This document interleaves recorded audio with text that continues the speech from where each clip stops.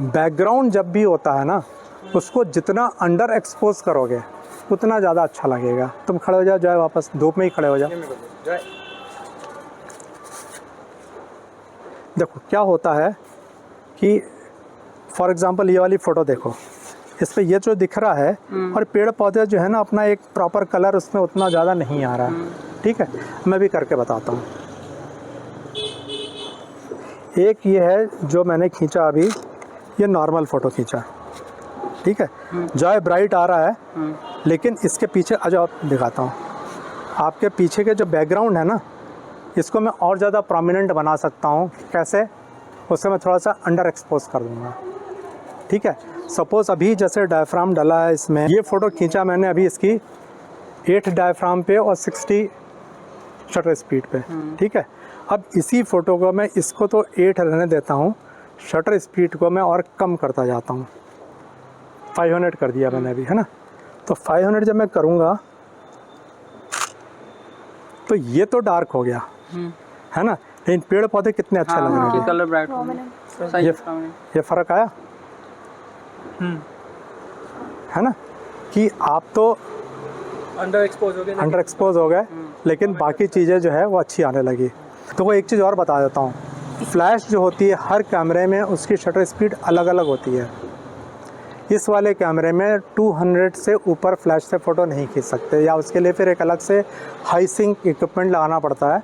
तो इसमें maximum capacity मेरी 200 की है ना। तो अभी इसको फिर मेरे को डायफ्राम से कंट्रोल करना पड़ेगा। अभी मैंने जैसे इसमें शटर स्पीड 500 लगाई है ना, 500 पे फ्लैश नहीं चलेगी, तो इसको वापस मेरे को 200 लाना पड़ेगा। ठीक है, 200 ला के मैं इसमें अब मेरा जो डायफ्राम है उसको मैं ज़्यादा कर दूँगा, मैं छोटा कर दूँगा। इसको छोटा कर दिया मैंने, तो भी वही इफ़ेक्ट आएगा।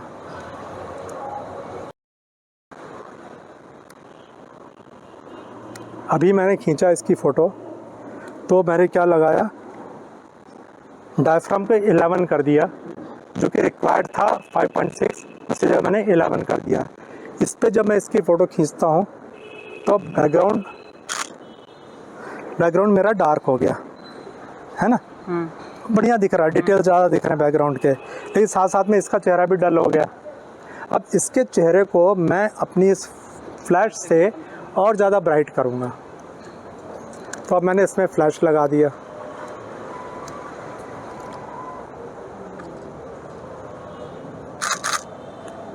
ये देखो ये चमक गया, ये पूरा चमक गया, देखा, है ना। ऐसे एंगल चेंज, हाँ अब देखिए ये चमक गया पूरा, और बैकग्राउंड वैसा वैसे ही डार्क है। ये समझ में आया क्लियर कि बैकग्राउंड को थोड़ा सा अंडर एक्सपोज कर दो और अपने ऑब्जेक्ट को थोड़ा सा ओवर एक्सपोज कर दो। थोड़ा सा ओवर एक्सपोज मतलब आप अपने ऑब्जेक्ट को थोड़ा सा एक्सपोज करोगे, उसके आउटफिट्स वगैरह क्लियर हो जाएंगे एकदम से, उसका डिटेल दिखने लगेगा चेहरे का। ये समझ में आ गया बहुत अच्छे से। यहाँ करके दिखाते हैं, देखो यहाँ पे बैकग्राउंड में आप खड़े हो जाओ,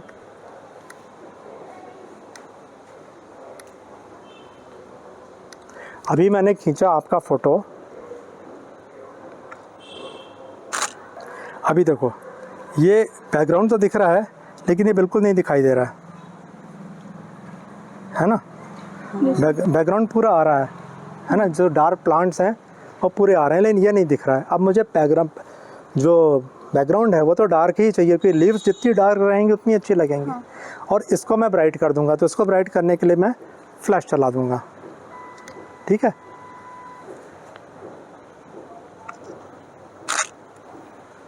ये देखो क्या है समझ में। यहाँ पर फ्लैश का क्या यूज़ है कि हमने बैकग्राउंड को बिल्कुल डार्क कर दिया मतलब अंडर एक्सपोज कर दिया, और हमारे ऑब्जेक्ट को हमने प्रॉपर दिया। तो दोनों कॉम्बिनेशन से, क्योंकि क्या होता है जब हम बिना फ्लैश के जब फ़ोटो खींचते हैं तो मेरे कैमरे का जो एक्सपोजर मीटर है वो एक एवरेज मीटरिंग करता है, ऑब्जेक्ट को भी मीटरिंग करता है, बैकग्राउंड को भी मीटरिंग करता है, सबको मीटरिंग करके उसके हिसाब से जो एक्सपोजर देना होता है वो दे देता है। ठीक है, लेकिन जैसे ही मैंने देखा कि मुझे जितने मेरा बैकग्राउंड है उसको जितना मैं अंडर एक्सपोज करूँगा उतना ज़्यादा खूबसूरत दिखेगा, प्लांट्स हैं, फ्लावर्स हैं, जैसे कोई भी फ्लावर देख लो, जैसे ये गुलाब का फूल है या कोई सा भी फूल है, उसको थोड़ा सा अंडर एक्सपोज करोगे ना तो वो ज़्यादा अच्छा दिखेगा। लेकिन अंडर एक्सपोज करने के बाद उसके सामने जो खड़ा है वो अंडर एक्सपोज अच्छा नहीं लगेगा। फॉर एग्ज़ाम्पल आप उस फूल के साथ खड़े हो जाओ, वहाँ पे बैठ जाओ,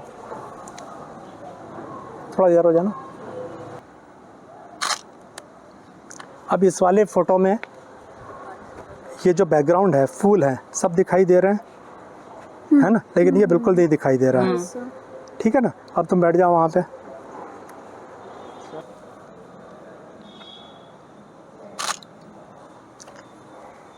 आ जाओ। अब इसमें देखो ये बिल्कुल ब्राइट हो गया, ठीक है ना, और साथ में फूल भी सारे आ रहे हैं। अदरवाइज क्योंकि फूल धूप में है, अगर मैं उसको नॉर्मल एक्सपोजर दूंगा तो बिल्कुल ब्राइट हो जाएंगे वो। तो उसको मैंने अंडर एक्सपोज किया और तुमको मैंने करंट एक्सपोज किया मेरी फ्लैश से। ये फ्लैश की मतलब यूसेज है कि आप अपने ऑब्जेक्ट को फ्लैश, अच्छा फ्लैश तो मेरे कंट्रोल में है। सबसे पहली बार में जब मैंने खींचा था तो तुम्हारा चेहरा भी ओवर एक्सपोज हो गया था इस वाली फ़ोटो में। इस वाली फ़ोटो में तुम्हारा चेहरा ओवर एक्सपोज हो गया था। उसको इमीडिएटली मैंने फ्लैश की पावर कम कर दी, वो मेरे हाथ में है, क्योंकि उसके हिसाब से जो डायफ्राम रखा था उसके हिसाब से मेरा जो डिस्टेंस था उसने तुम्हारे चेहरे को ओवर एक्सपोज कर दिया, तो मैंने फ्लैश की पावर कम कर दी। अब बिल्कुल प्रॉपर तरीके से सेटिंग क्या है, मतलब पूरा इसमें ये जो है ना, ये बेसिकली आप फ्लैश की पावर कम कर रहे हो। ये फुल फ्लैश है, ये हाफ है, ये 1/4 है, तो इसका फ़र्क दिखा देता हूँ। देखो सर लोएस्ट कितनी 1/28। ये भी तुम खड़े रहो यहीं पे, पास आ जाओ, और इसका चेहरा भी देखना बिल्कुल बर्न हो जाएगा, बिल्कुल ही सफ़ेद हो गया। और फ्लैश की इंटेंसिटी हमेशा किससे डिपेंड करती है कि मैं मेरे ऑब्जेक्ट से कितनी दूरी पे हूँ। वो इससे फ़र्क नहीं पड़ता कि ऊपर स्काई कैसा है, और कुछ नहीं फ़र्क करता। फ्लैश सिर्फ़ और सिर्फ ये देखती है कि ऑब्जेक्ट से मेरी दूरी कितनी है। जैसे जैसे मेरी दूरी बढ़ती जाएगी वैसे वैसे लाइट मुझे ज़्यादा चाहिए। जितना मैं फ्लैश नज़दीक रहेगा ऑब्जेक्ट के, उतनी उसमें से ज़्यादा लाइट निकलेगी और पिक्चर के ओवर एक्सपोज होने के चांसेस रहते हैं। तो मैंने तुम्हारी सबसे पहले पास से फ़ोटो खींची थी, तुम्हारे चेहरे पे ओवर एक्सपोजर हो गया, लेकिन मेरे को डायफ्राम तो बैकग्राउंड के हिसाब से ही देना था, तो मैंने फ्लैश की पावर कम कर दी थोड़ी सी, तुम्हारा चेहरा सही हो। ठीक है, तो ये समझ में आ गया कंसेप्ट आराम से। जब भी आप कहीं आउटडोर में फ़ोटो खींचो तो आप बैकग्राउंड को जितना ही अंडर एक्सपोज करोगे उतनी ज़्यादा डिटेलिंग आएगी। मैं भी आपको ये करके दिखाता हूँ, फिर आप लैपटॉप पे देखना उसको। जैसे ये है ना, ये बतख है। अब इसको देखना आप, मैं आपको लैपटॉप पे दिखाऊंगा कि इसको मैं अलग अलग डायफ्राम पे खींचूंगा और आपको समझ में आएगा कि इसकी क्या फ़र्क पड़ता है। ये मैंने अभी आपको 200 की शटर स्पीड लगा दी, ठीक है। उसके बाद मैंने डायफ्राम चेंज करना शुरू कर दिया। सबसे पहले फ़ोटो ली मैंने लिया 18 पे, ठीक है। उसके बाद मैंने लिया इसको 14 पे,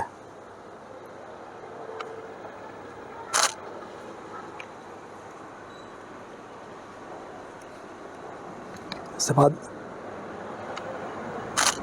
11,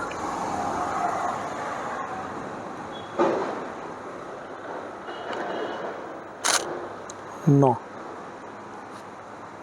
देखना उसकी ब्राइटनेस बढ़ती जा रही है, डिटेल दबते जाएंगे। और ये आप अभी मैं आपको एनालाइज करके बताऊंगा, बढ़ती जा रही है ना। लेकिन नॉर्मल जब आप फ़ोटो खींचोगे ना तो ऐसी आएगी। अभी मैं इसको ऑटो पे डाल देता हूँ, ठीक है। कोई भी खड़ा हो जाए सामने, आज हम बैठ जाओ नीचे, सामने देखो, ये ऐसी फ़ोटो आएगी इसकी। मतलब ये थोड़े से ब्राइट आएंगे इसलिए क्योंकि कैमरे को इसका चेहरा भी देखना है, है ना। लेकिन ये जो सबसे पहली बार जो खींची थी हमने, ऐसी अगर फ़ोटो आएगी ना बतख की, जो ज़्यादा अच्छी आएगी। यस सर, अच्छी लग रही है ना। लेकिन इसको कैमरा तो मजबूर है, उसको इसको चेहरे को भी कंपनसेट करना है, तो उसने जो एक्सपोजर दिया वो मिक्स दिया। अब मुझे उसको भी अपना ऐसा बनाना है अच्छा। तो मैं उसको तो लूँगा उसके हिसाब से और इसके चेहरे को लूँगा फ्लैश के फ्लैश के हिसाब हिसाब से। तो यहाँ फ्लैश काम आती है। ओके। तो मेरा बेसिकली यही कहना है कि जब भी आप किसी बहुत अच्छी जगह पर घूमने जाते हो, बैकग्राउंड में बहुत अच्छा आपका कोई सीनरी है, पहाड़ है, झरना है, कुछ भी है, उसको आप जितना अंडर एक्सपोज करोगे ना, अंडर एक्सपोज मतलब एक नॉर्मल से, हाँ, थोड़ा सा कम होना चाहिए तो डिटेलिंग ज़्यादा आएगी उसमें। वेरस आदमी को अपना चेहरा थोड़ा सा ग्लैमरस चाहिए होता है, वाइट चाहिए होता है, फेयर चाहिए होता है, तो उसको आप फ्लैश से या रिफ्लेक्टर से कवर कर सकते हो।